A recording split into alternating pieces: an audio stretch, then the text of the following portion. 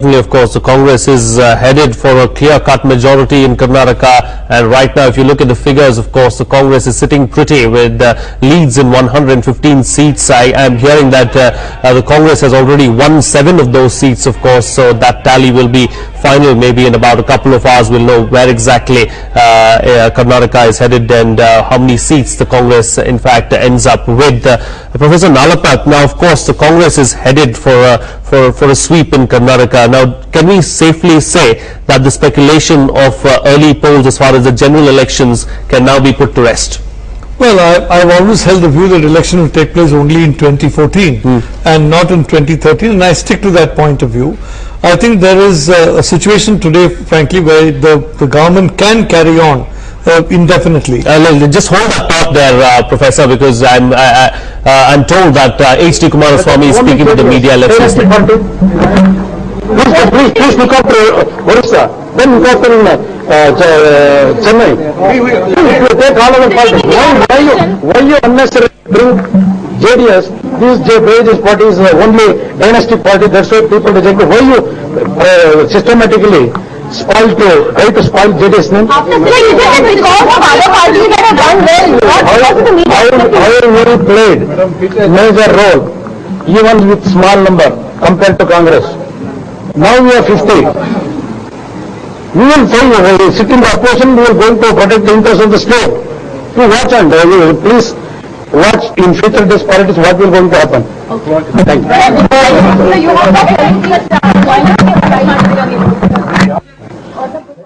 There you have it, of course, H.D. Kumaraswamy there of the JDS speaking to the media, and he says that he's pretty happy with the results thus far, and why wouldn't he be, of course, Priya, certainly this was probably the best result that the JDS could have looked at as far as Karnataka is concerned, almost at 50 seats there. Incredible performance from the JDS, isn't it?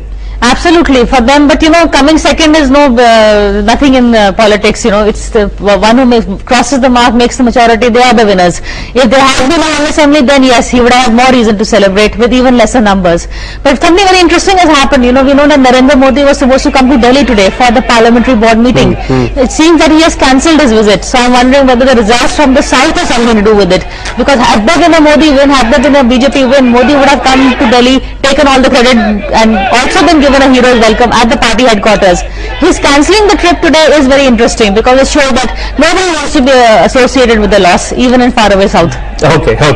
Sri Krishna, of course, Congress is clearly in the lead there in Karnataka, but is there something that the Congress needs to be worried about? Because if you look at history, and history tells us that whichever party has been in power in Karnataka, the same is not the case with the party in the centre. And that's how the trends have been right from the 70s, of course, during the helm days of the Janata Dal, to about to the 90s when Vajpayee came to power, and post that as well. See, you have to look at it this way. Assembly and Lok Sabha elections are different. Let's not compare the two. Because in Assembly you have focus on local issues, and in Lok Sabha it's other major national issues.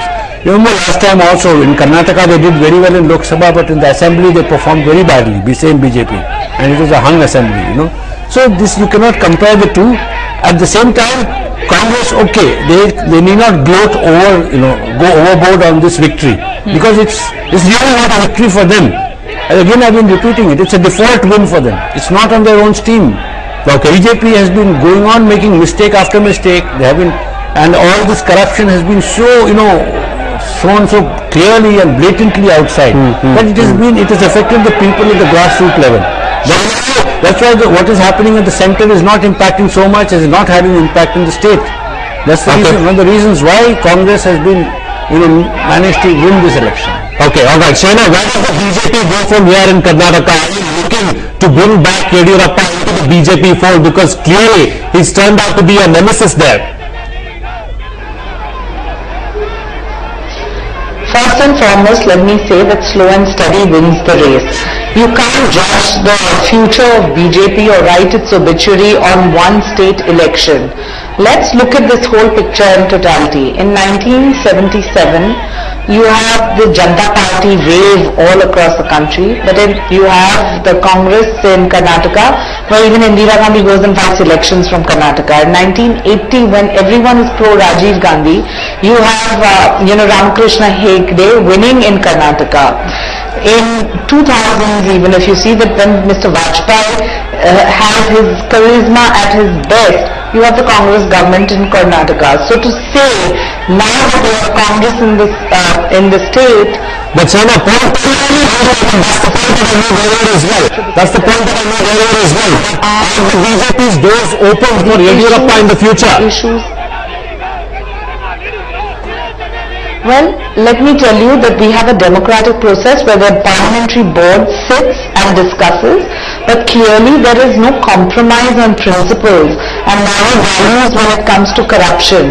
Our party president, Mr. Rajnath Singh, has also, and I'd like to quote, said in the past that when this charge sheet was filed, we did not ask Mr. Yediyurappa to leave the party. He chose to leave the party. The point is that if you are in a position of power, you need to be acquitted on all charges to be holding that position. So I think you need to compliment the BJP, because when one talks about political will and corrective political action, we are the only party that have not just paid lip service but have acted, and acted immediately and in stipulated time with political proactiveness. That needs to be the example. So whether you lose one state but you win the larger picture, that's what public is going to decide. Priya has a question for you. Verdict today, I'm sure it's going to be a clear mandate in the Go ahead, Priya. Ma'am, I have a question for you. We're talking about Congress and corruption and losing one state, but the BJP haven't only lost one state on corruption grounds. You lost Uttaranchal, and there were allegations against the Chief Minister. I mean, for the majority of the time, Pokhriyal Nishank, he was the CM. You only changed him at the last minute. You lost that state. You also lost Himachal Pradesh. So, we are saying the Congress graph is declining, but neither is the BJP's graph rising. Priyaji, let me give you multiple examples where we've won, which you've chosen not to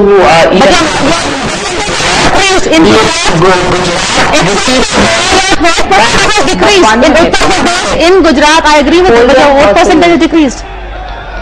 Hold your horses. There are 5 elections which are coming up. Now With full confidence I say we'll win. Madhya Pradesh with full confidence I say we'll win. Chhattisgarh with full confidence I say we'll win. And purely based on developmental politics. We have not compromised on anything. In certain states, of course, there's bound to be an anti-incumbency. Who can fight that beyond the point?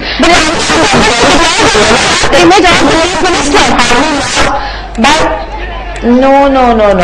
A lot of times it's also because of very small margins. If you see, you raise the case of Uttarakhand, I think you should actually see the tally in so many states where we've lost by few hundred votes in constituencies. So I think that is not a benchmark. The benchmark here is what are your values in public life.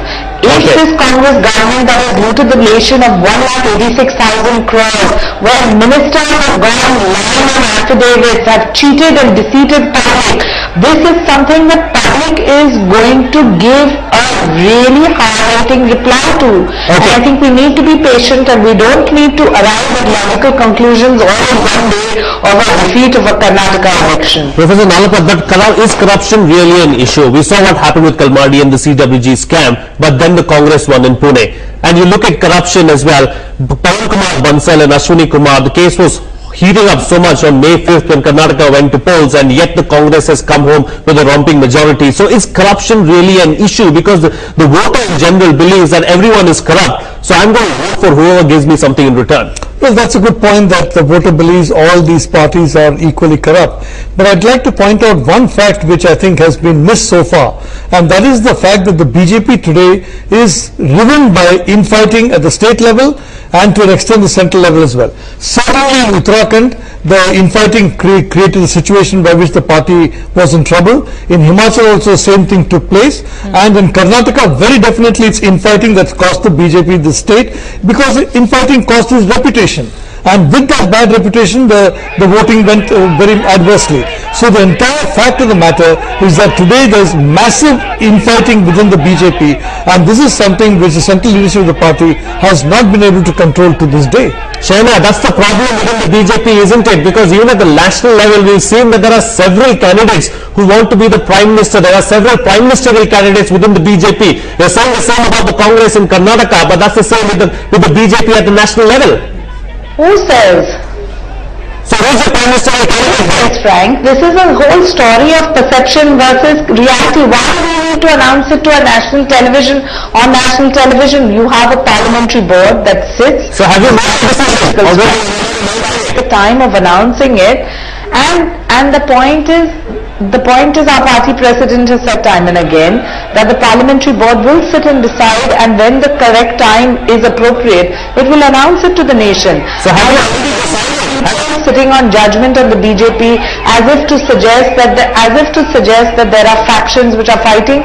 All this is absolute hearsay, and I'd like to discard it totally. The public knows that the BJP is a disciplined party, and whoever our candidate is, whether you have your personal preferences or not, will always be acceptable, because that is not a party which is run by one household. It's a party which is run by cadre, and that cadre has been slogging for years. Okay. I'd like to bring it to the notice of Shahnaz that you see in Uttarakhand you changed the chief minister at the last moment. You know, Kandura was the CM. He was doing very well. I mean, he didn't have that. He had a fairly clean record. You changed him and brought Mr. Pokhriyal at the last moment. What happened? Then in Karnataka, it is the central leaders from here who are mostly dictating the, whatever the direction of Karnataka. And you kept changing the chief minister. Okay, you removed zero tolerance. You had Mr. Sadanand Gowda. You removed him. And then last minute you brought in Ishwarappa. All these, whatever you say, the signals that go across are quite different from what you expect. So they brought in Jagdish Shettar, not Ishwarappa, but nonetheless, of course. But it was... taken there. John Thomas, the dissidents within the BJP in Karnataka cost the party dearly. Yes, it did. I mean, that is obvious. We've said that before on this show. It is the internal dissidents that caused this party to fracture so badly, and that is reflected, and we see the erosion of votes and where it's gone only when the figures come out, but certainly that's happened. And even as we speak right now, of course, let's bring our focus back to the numbers on our screens. The Congress romping home with the majority there. Congress sitting pretty with 116 seats, the magic figure. Let's remind you now, of course, is 113. It's a 225 member assembly, of course. 113 is the magic figure mark, and the Congress is sitting pretty at the moment with 116. We are also joined right now by Tehseen Purawala, leader of the Congress. Tehseen, I see a smile on your face, and first and foremost, congratulations. It's a great victory in Karnataka, but several pundits have said that it's a victory by default. It is not because of Congress's good work that the Congress has won, because of BJP's bad work or BJP's misgovernance that the Congress has come to power. Couple of things. I was with Shaina in the morning on another channel, and I heard her speak now, and she said that decisions of the Congress are taken by one family. I'd like to humbly remind her decisions in her party are taken from Nagpur. At least as elected representatives, and there's a party procedure that elects its leader. So let's not get into that debate. She should stick to her party. Coming to about what Karnataka is. Look, this is a vote for good governance. The governance of the Congress versus the governance of the BJP in Karnataka. Agricultural growth across the country, record agricultural growth. Karnataka, the only state in the country with negative growth. Electricity problem, electoral deficit. Debt of the state has increased despite central assistance increasing. GDP growth below the national average. This is a vote, and then people remember the development that the Congress got in, that SM Krishna got in. IT companies today want to move to Noida. This is not our survey, this is Asocham. They want to move to Gurgaon and Noida. So this is a vote for the development of Congress, for the stability that Congress brings in, for the good governance that Congress brings in. This is a vote for that. It is positive vote, and congratulations to the people of Karnataka. They can expect great governance now.